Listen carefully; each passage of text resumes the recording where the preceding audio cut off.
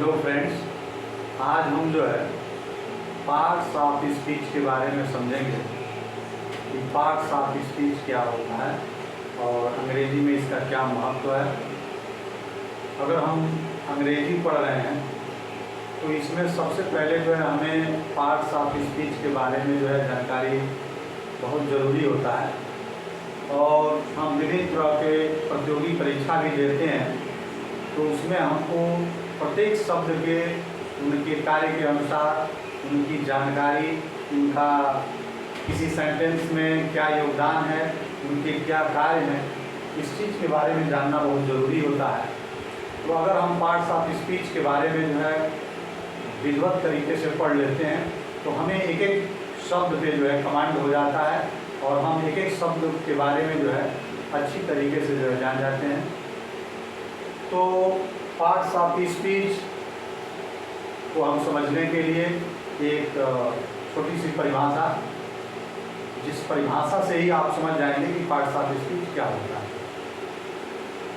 अंग्रेजी में जितने भी शब्द हैं उनको वाक्यों में कार्य एवं प्रयोग के विचार से 9 भागों में बांटा गया है और उनमें से प्रत्येक भाग को हम पार्ट्स ऑफ स्पीच कहते हैं। यानी अंग्रेजी में जितने भी शब्द हैं उनका प्रत्येक का कार्य एवं प्रयोग है और उसके अनुसार उनको जो है 9 भागों में बांटा गया है। उनमें से हम प्रत्येक भाग को ही जो है पार्ट्स ऑफ स्पीच कहते हैं। यानी कितना भी बड़ा वाक्य हो उसमें जितने भी शब्द रहते हैं वह कहीं ना कहीं ये जो 9 पार्ट्स ऑफ स्पीच हैं उन्हीं के अंग होते हैं और इसी में से कोई एक होता है। यानी एक छोटा सा उदाहरण हम आपको समझाएंगे कि Mohan is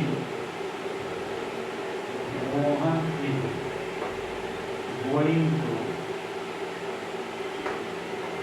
market. Mohan is going to market. इस वाक्य में आप देख रहे हैं कि मोहन एक शब्द है, इज एक शब्द है, गोइंग एक शब्द है, टू एक शब्द है और मार्केट एक शब्द है। यानी विभिन्न शब्दों से यह एक वाक्य बना है। तो इसमें प्रत्येक शब्द के अलग अलग कार्य हैं। जैसे मोहन किसी व्यक्ति का नाम है, इज जो है वह कोई एक्शन है, गोइंग कोई एक्शन है, मार्केट कोई नाम है। तो इस प्रकार से हम देख रहे हैं कि इसमें जो है विभिन्न तरह के पार्ट्स ऑफ स्पीच हैं। यानी जो ये 9 पार्ट्स ऑफ स्पीच हैं इसमें से ये नाउन, मोहन नाउन है, इज आपका जो है क्रिया है, गोइंग भी क्रिया है, टू आपका जो है प्रीपोजिशन है और मार्केट आपका जो है नाउन है। यानी इसका मतलब कि पार्ट्स ऑफ स्पीच जो होते हैं वह अंग्रेजी के जो भी शब्द हैं वही पार्ट्स ऑफ स्पीच हैं और उनको उनके कार्य के अनुसार उनका नाम दिया गया है। तो हम जानेंगे कि पार्ट्स ऑफ स्पीच कितने होते हैं। तो पार्ट्स ऑफ स्पीच 9 होते हैं। पहला आपका नाउन जिसको हम संज्ञा कहते हैं, दूसरा आपका प्रोनाउन जिसको हम सर्वनाम कहते हैं, तीसरा एडजेक्टिव जिसको हम विशेषण कहते हैं, चौथा आपका वर्ब जिसको हम क्रिया कहते हैं, पांचवा आपका एडवर्ब जिसको हम क्रिया विशेषण कहते हैं, छठवां आपका प्रीपोजिशन जिसको हम संबंध सूचक अव्यय कहते हैं, सातवां आपका कंजक्शन जिसको हम संयोजक कहते हैं और आठवां आपका इंटरजेक्शन जिसको हम विस्मयादि बोधक कहते हैं और 9वां आपका डिटर्मिनर जिसको हम उपपद कहते हैं। यानी यही 9 पार्ट्स ऑफ स्पीच जो आपको पढ़ने हैं, जो अंग्रेजी के जितने भी शब्द होते हैं इसी 9 में से कोई एक होता है। तो हम अभी इस वीडियो में आपको नाउन, प्रोनाउन, एडजेक्टिव, वर्ब के बारे में हल्के हल्के यानी बहुत थोड़ा थोड़ा बताएंगे और बाकी अन्य वीडियो में जो आपको पूरे विस्तृत रूप से बताया जाएगा कि नाउन क्या होता है। नाउन का एक अलग वीडियो बनेगा, प्रोनाउन का एक अलग वीडियो बनेगा, इस तरीके से 9 का एक वीडियो बनेगा। फिलहाल में हम इसको शॉर्ट रूप में समझते हैं कि नाउन क्या होता है। तो किसी व्यक्ति, वस्तु, स्थान या अवस्था के नाम को हम संज्ञा करते हैं। हम एक साधारण भाषा में आपको समझाएंगे कि इस ब्रह्मांड में जितने भी कोई वस्तु है, व्यक्ति है या कोई भी चीज़ है, कोई भी वस्तु को ले लें, व्यक्ति को ले लें, स्थान को ले लें, किसी न किसी का कोई न कोई नाम है और उसी नाम को ही हम संज्ञा करते हैं। यानी किसी व्यक्ति का, किसी वस्तु का, किसी स्थान का या किसी अवस्था के नाम को ही हम संज्ञा करते हैं। साधारण शब्दों में इस ब्रह्मांड की कोई भी वस्तु, कोई भी स्थान, कोई भी वस्तु जिसका अगर कोई नाम रखा गया है उसे हम संज्ञा करते हैं। जैसे उदाहरण के रूप में किसी व्यक्ति का नाम अगर लेते हैं तो मोहन हो जाएगा, किसी वस्तु का नाम लेते हैं तो चेयर हो जाएगा, किसी स्थान का नाम ले रहे हैं तो दिल्ली हो जाएगा, किसी अवस्था का नाम ले रहे हैं तो ऑनेस्टी हो जाएगा। जैसे मोहन, चेयर, दिल्ली, ऑनेस्टी, ये सारे शब्द जो हैं आपके नाम हैं, संज्ञा है। अब हम आते हैं सर्वनाम पे। तो सर्वनाम क्या होता है, इसको हम साधारण भाषा में समझ सकते हैं कि संज्ञा के स्थान पर प्रयुक्त किए जाने वाले शब्द को ही हम सर्वनाम करते हैं। संज्ञा के स्थान पर प्रयुक्त किए जाने वाले शब्द को ही हम सर्वनाम करते हैं। जैसे मेरा नाम नारायण सागर है और मैं एक टीचर हूँ, तो अगर हम अपने आप को कहें कि मैं एक टीचर हूँ, तो इसका मतलब कि मैं जो शब्द आया है वह नारायण सागर के लिए आया है, तो मैं शब्द आपका हो जाएगा प्रोनाउन। यानी संज्ञा के स्थान पर प्रयुक्त किए जाने वाले शब्द को ही हम सर्वनाम कहते हैं। तीसरा आपका है एडजेक्टिव, विशेषण। विशेषण क्या होता है, इन दोनों संज्ञा और सर्वनाम की विशेषता बताने वाले शब्द को ही हम विशेषण करते हैं। संज्ञा अथवा सर्वनाम की विशेषता बताने वाले शब्द को हम सर्वनाम करते हैं। जैसे उदाहरण के रूप में देखिए,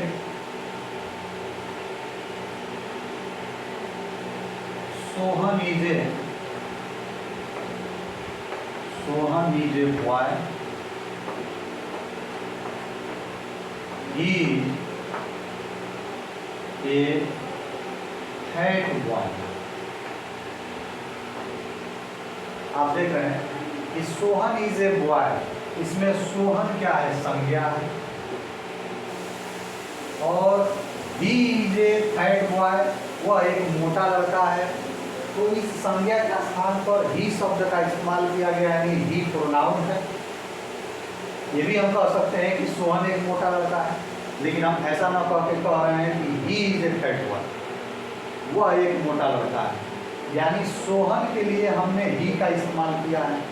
तो संज्ञा के स्थान पर प्रयुक्त किए जाने वाले शब्द को सर्वनाम कहते हैं, यानी ही सर्वनाम हो गया और सोहन नाम है तो ये संज्ञा हो गया।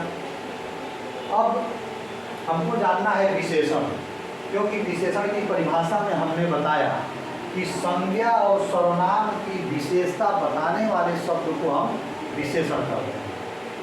तो Sohan is a boy, Sohan एक लड़का है, और he is a fat boy, वह एक मोटा लड़का है। तो यानी इस संज्ञा और इस सर्वनाम की विशेषता ये फैट बता रहा है कि सोहन कैसा लड़का है, तो मोटा लड़का है, वह कैसा लड़का है, तो मोटा लड़का है। यानी इस नाउन और इस प्रोनाउन की विशेषता कौन बता रहा है, फैट। फैट शब्द बता रहा है। तो जब हम संज्ञा और सर्वनाम की विशेषता, जो भी शब्द जो होते हैं, अगर वो संज्ञा और सर्वनाम की विशेषता बताते हैं तो उसे हम विशेषण करते हैं। तो यानी अब फैक्ट जो है आपका क्या हो गया, एडजेक्टिव हो गया, एडजेक्टिव हो गया।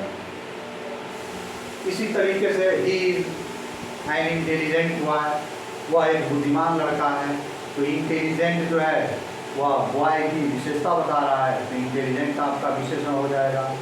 उसी तरीके से Meera is a good girl, Meera एक अच्छी लड़की है, तो मीरा की विशेषता गुड शब्द बता रहा है। या गर्ल की विशेषता यानी गर्ल लड़की जो नाउन है उसकी विशेषता गुड शब्द बता रहा है, यानी वह लड़की है तो कैसी है, अच्छी है।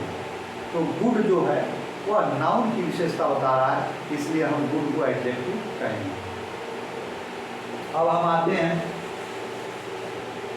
वर्ब पे। तो वर्ब का सीधा मतलब है कि जिस शब्द से किसी कार्य के करने या होने का ज्ञान हो, ऐसा लगता हो कि किसी शब्द से ऐसा मालूम होता है कि उससे किसी कार्य की अभिव्यक्ति हो रही हो या किसी कार्य के करने का उससे हमें जानकारी मिल रही हो, तो उसे हम क्रिया करते हैं। जैसे खेलना, कूदना, उठना, बैठना, सोना, अंग्रेजी में उसे आप समझे जैसे प्ले, खेलना, गो, जाना, कम, आना, रीड, पढ़ना। तो ये शब्द जो है आपके वर्ब हैं। अब हम आते हैं एडवर्ब पे, क्रिया विशेषण पे। तो अभी आपने जाना कि संज्ञा और सर्वनाम की विशेषता बताने वाले को हम विशेषण कहते हैं। ठीक उसी प्रकार विशेषण और क्रिया की विशेषता बताने वाले को, यानी इन दोनों का विशेषण और क्रिया की विशेषता बताने वाले शब्द को हम क्रिया विशेषण कहते हैं। उदाहरण के रूप में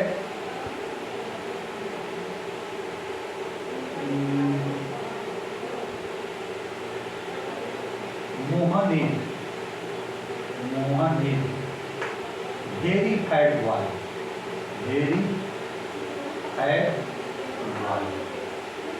आप इसमें देख रहे हैं कि मोहन बहुत मोटा लड़का है। तो अभी आपने समझा कि फैट आपका विशेषण है, लेकिन फैट से पहले जो है वेरी शब्द आया है, तो यानी मोटा है तो कितना मोटा है, तो बहुत मोटा है।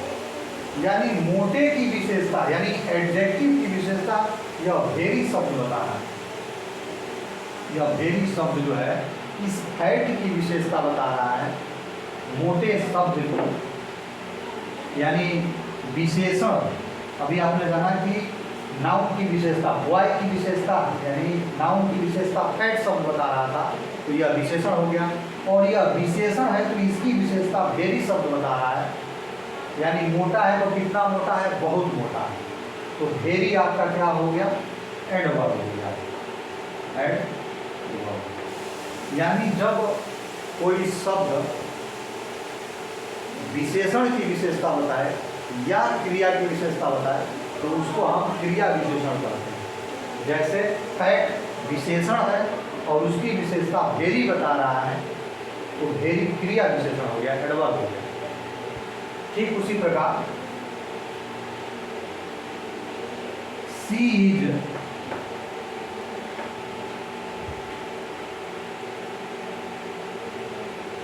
सो इंटेलिजेंट, सी सो इंटेलिजेंट, वह अत्यधिक बुद्धिमान है। इसमें हम देख रहे हैं कि इंटेलिजेंट बुद्धिमान, बुद्धिमान जो शब्द है वह विशेषण है, वह बुद्धिमान है, यानी वह की विशेषता इंटेलिजेंट शब्द बता रहा है। प्रोनाउन की विशेषता इंटेलिजेंट बता रहा है, इसका मतलब यह विशेषण हुआ। और इस विशेषण की विशेषता सो शब्द बता रहा है। सो का मतलब होता है अत्यधिक, यानी बुद्धिमान है तो कैसा बुद्धिमान है, अत्यधिक बुद्धिमान है। यानी इंटेलिजेंट की विशेषता सो शब्द बता रहा है, तो ये सो आपका हो जाएगा एडवर्ब। एडवर्ब। इसमें एक उदाहरण आपको और समझाएंगे हम।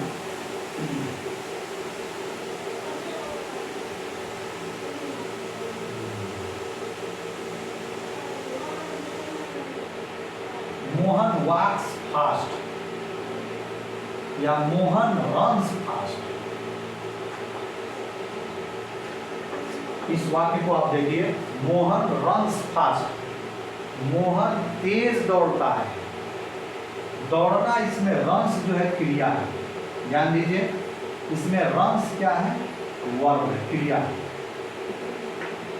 तो मोहन दौड़ता है, तो कैसे दौड़ता है, तेज दौड़ता है, यानी इस दौड़ने की विशेषता ये फास्ट शब्द बता रहा है, fast.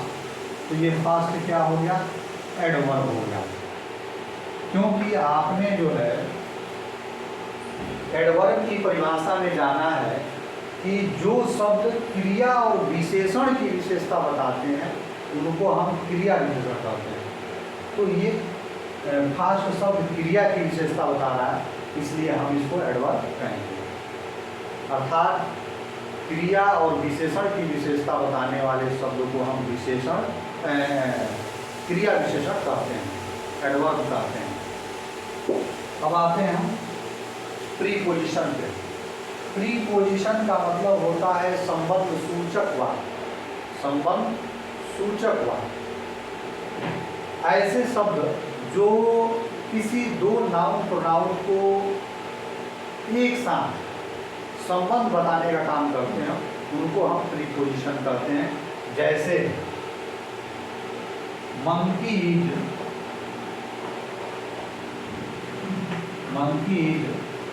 Sitting on the table. Monkey यानी बंदर जो है टेबल पर बैठा है। तो इसमें हम देख रहे हैं कि मंकी एक नाउन है और टेबल एक नाउन है। तो बंदर जो है किस पे बैठा है, तो टेबल पे बैठा है। तो इस दोनों नाउन के संबंध जोड़ने का काम कौन कर रहा है, आम शब्द। कि मंकी बैठा है तो किस पे बैठा है, टेबल पे। तो मंकी का और टेबल का एक संबंध जोड़ रहा है कौन, आम।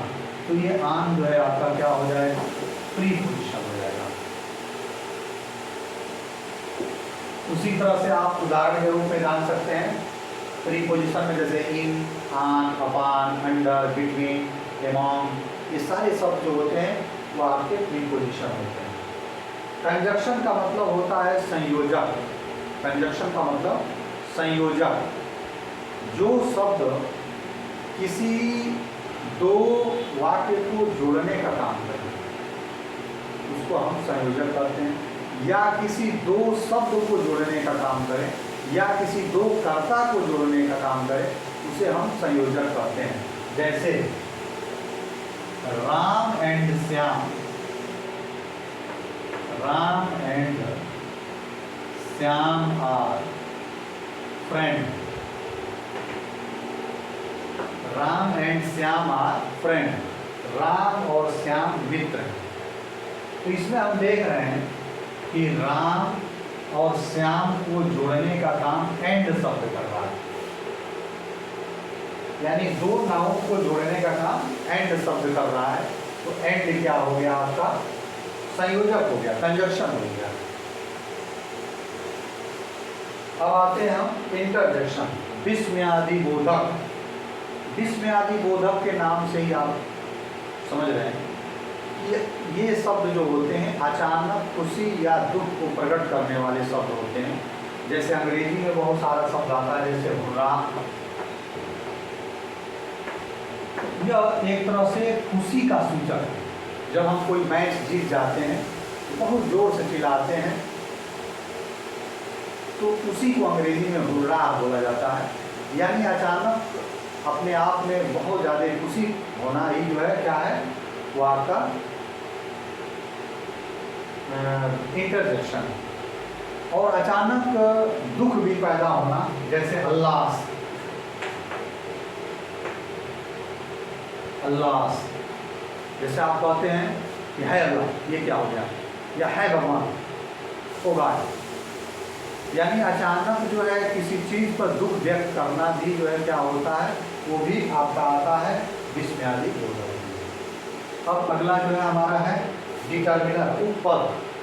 बहुत सारे लोग जो है उपपद को पार्ट्स ऑफ स्पीच का भेद नहीं मानते थे, लेकिन पार्ट्स ऑफ स्पीच की परिभाषा में ये बताया गया है कि अंग्रेजी में जितने भी शब्द हैं उनको वाक्यों में कार्य और प्रयोग के विचार से बांटा गया है।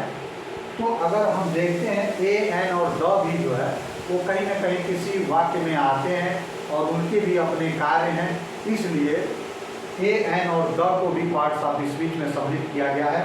यानी आपका जो अंतिम डिटर्मिनर है ये भी आपके पार्ट्स ऑफ स्पीच के भाग हैं।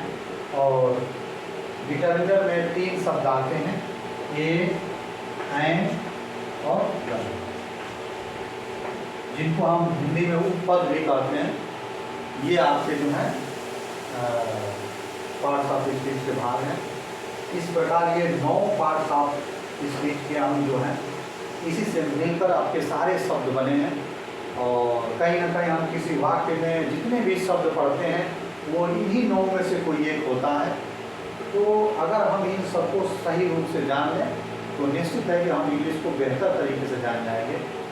तो अभी तो आपने पार्ट्स ऑफ स्पीच का डिफिनीशन समझा, उसके पार्ट समझे आप, और अगले वीडियो में आपको जो है नाउन क्या होता है, प्रोनाउन क्या होता है, यानी एक टॉपिक का वीडियो बनेगा। फिलहाल में आज आपका जो है ये पार्ट्स ऑफ स्पीच क्या होता है और उसके कितने अंग है ये सारा बताया गया। बहुत बहुत धन्यवाद। मुझे उम्मीद है कि आप सभी को ये वीडियो पसंद आया होगा और पार्ट्स ऑफ स्पीच के जितने भी शब्द हैं उनको आपने बेहतर तरीके से जाना होगा, समझा होगा। फिर हम जो है अगले वीडियो में आपसे मिलते हैं। तब तक के लिए।